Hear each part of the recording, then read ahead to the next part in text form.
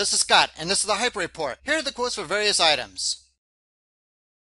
First, treaties are agreements. According to the U.S. Constitution, only the U.S. Senate can ratify treaties, which are formal agreements between governments. However, John Frankenstein Kerry states that Congress cannot modify any Iran-U.S. nuclear agreement. Yes, the slimeball that likely purple-hearted himself out of Vietnam is helping Obama double down on unconstitutional actions. What is not widely known is that John Frankenstein Kerry's daughter is married to an Iranian, and I do not mean Valerie Jarrett, who was born in Iran. No conflict of interest here.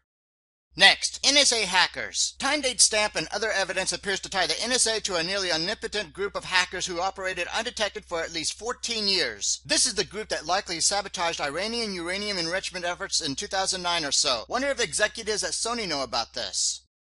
Next, food stamps. We are told that we are in an economic recovery. Yes, the economic recovery is so strong that food stamp beneficiaries exceed 46 million for the 40th straight month. In other words, 19.6% of American households have been using food stamps for over 40 months.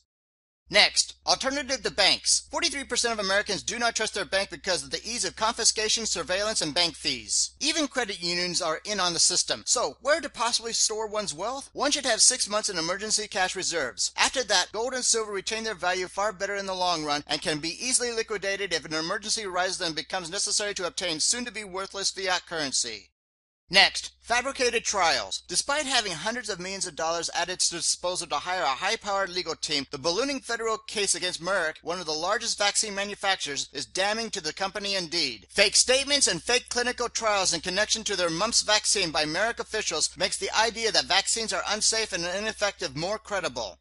Next, suspicious fires. Suspicious fires have twice kept Al Sharpton from complying with turning over financial records, once in 1997 and again in December of 2014. Despite damning evidence such as flammable liquids, the investigations were suddenly closed without an arrest. One should wonder if Al Sharpton will be making a special visit to Hillary's house where her email server is located in the very near future. Especially if Hillary violated federal law by signing the usual State Department exit forms without turning over all the relevant records to the State Department. Finally, please prepare now for the escalating economic and social unrest. Good day.